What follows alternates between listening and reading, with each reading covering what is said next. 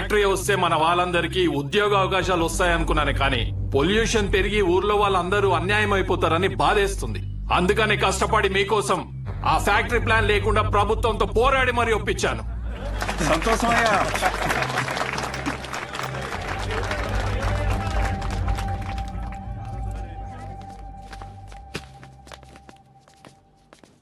25 కోట్లు కమిషన్ ఇస్తానన్నట్రా. 4 ఎలక్షన్లకి సరిపడే డబ్బు. ఈ నా కొడుకు ఊర్లో ఉంటే ప్రతి దాంట్లో ఏలు పెడుతూనే ఉంటాడు. వీడి చేసేది స్లోగా జనాలకు తెలిస్తే ఆపడం కష్టం. ఏదో ఒకటి చేసి వీడిని ఆపాలి. సరే అన్న. వాణ్ణి ఏదో ఒకటి చేశాక అప్పుడు తిప్పు. అప్పటి వరకు మీస మీద చెయ్యేస్తే నరికేస్తా. ఈ ఆనందంలో అమ్మవారికి నైవేద్యం పెట్టుకుంటున్నాం, మీరు తప్పకుండా రావాలయ్యా. తప్పకుండా. సంతోషమయ్యా. నమస్తే నమస్తే అయ్యా.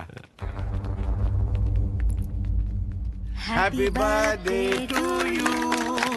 Happy birthday. మీ నాన్నగారు నీకేం గిఫ్ట్ తీసుకొచ్చారు చూడు. సైకిల్. అరే అరే, రేపు పొద్దున్న తొక్కుందు కానీ రా.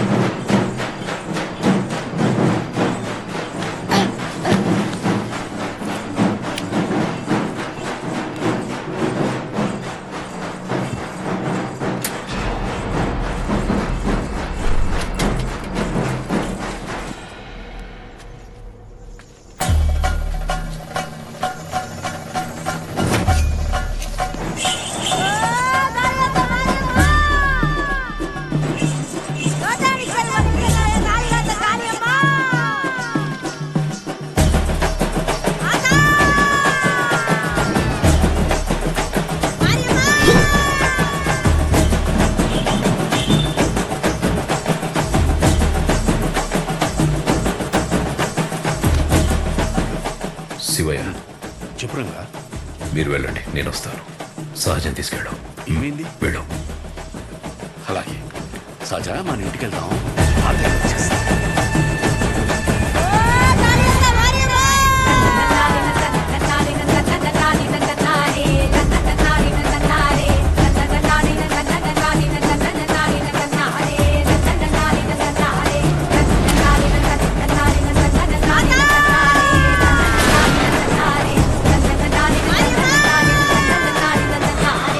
మోహమాట పడకండి, రండి.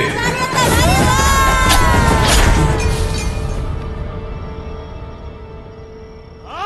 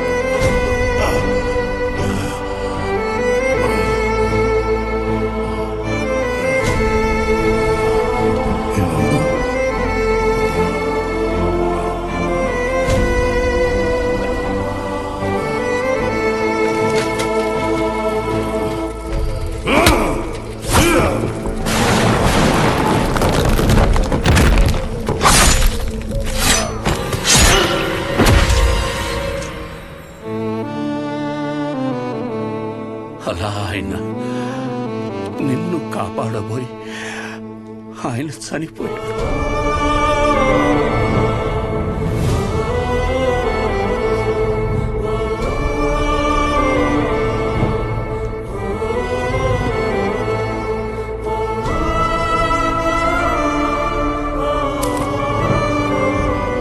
ఈ ఊరి జనాలు వాళ్ళ జీవితాల్లో వెలుగు నింపాలనుకున్న మనిషి అస్తమిస్తే అంతవరకు ఆయన చేసిన మంచినంతా మర్చిపోయి అతని చావుని మాత్రం రంగబలిగా గుర్తుపెట్టుకున్నారు. ముందు జరిగిన మంచినంతా మర్చిపోతాం, చివరిగా వచ్చిన నిందని చుట్టూ 10 మందికి చేరుస్తాం. ఇంతేనా మనం? రంగారెడ్డిని చంపిన మనిషిని ఎమ్మెల్యేని చేశారు. ఇప్పుడు ఆయన కొడుకును కూడా ఎమ్మెల్యేని చేశారు ఈ జనాలు. ఆయన వల్ల బతికిన వాళ్ళకు కూడా కనీసం ఆయన ఎలాంటి వాడో కూడా తెలియదు.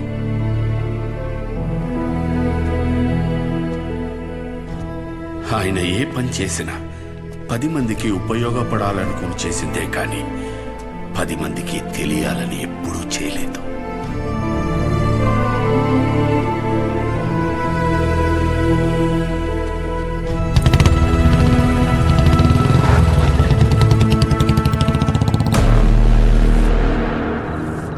ఏంట్రా బాబు, వీడు ఈ టైం రిటర్న్ చేస్తున్నాడు.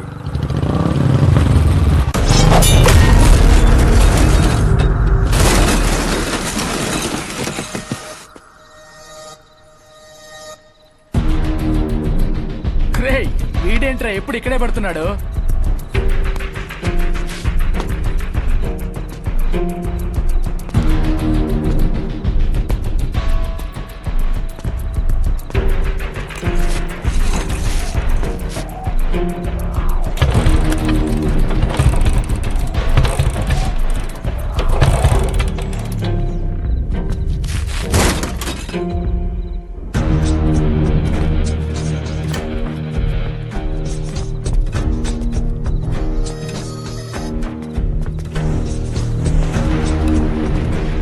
భయపడి వెళ్ళిపోతున్నాడు రా వాడు.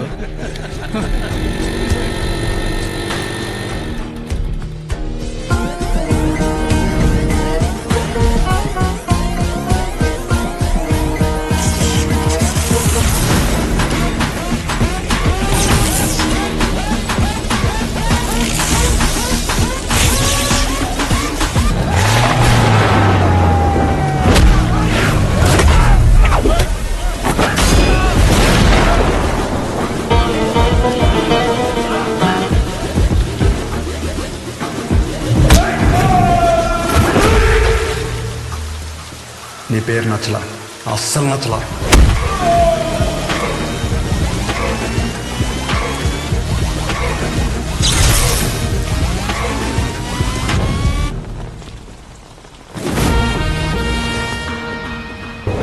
ఎవర్రా ఎవర్రా?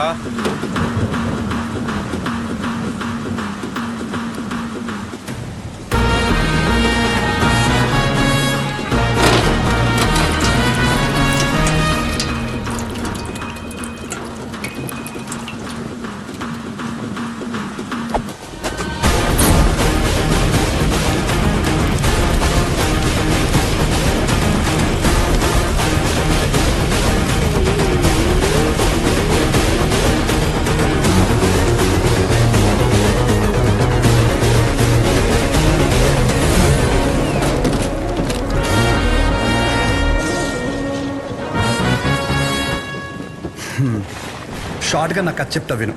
నేను ఒక అమ్మాయిని ప్రేమిస్తే వాళ్ళ నాన్న ఒక కథ చెప్పి నాకు ఇవ్వని దొబ్బే అన్నాడు. ఏం చేయమంటావు? సరే నా తిప్పలేవో నేను పడి ఆ ప్రాబ్లం రిజాల్వ్ చేద్దామంటే ఏది వర్కౌట్ కాలేదే. సరే నువ్వు ఉన్నావు కదా అని నేను హెల్ప్ కోసం వస్తే దొబ్బే అన్నావు. నేను ఎక్కడికి వెళ్ళాలి? అక్కడికి వెళ్తే ఆయన ఒక కథ చెప్పి నువ్వు ఒక కథ చెప్పి, అరే ఏంట్రా ఇది, మనం వీళ్ళిద్దరి కథల్లో నేను సైడ్ క్యారెక్టర్ అయిపోతున్నానేమో అనుకున్నాను.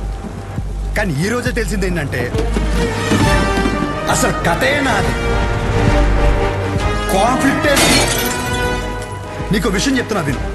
చాలా డీప్గా కనెక్ట్ అయిపోయి ఒక మనిషికి ఇప్పుడు నా జీవితంలో నేను చేయగలిగిందంటే ఆయనకి ఒక మంచి పేరు తీసుకురావడం మాత్రమే. నో డౌట్, నువ్వు అడ్డుపడు ఢీ కొట్టు ఏమైనా చేసుకో, ఆ సెంటర్ పేరు మార్చేస్తాను.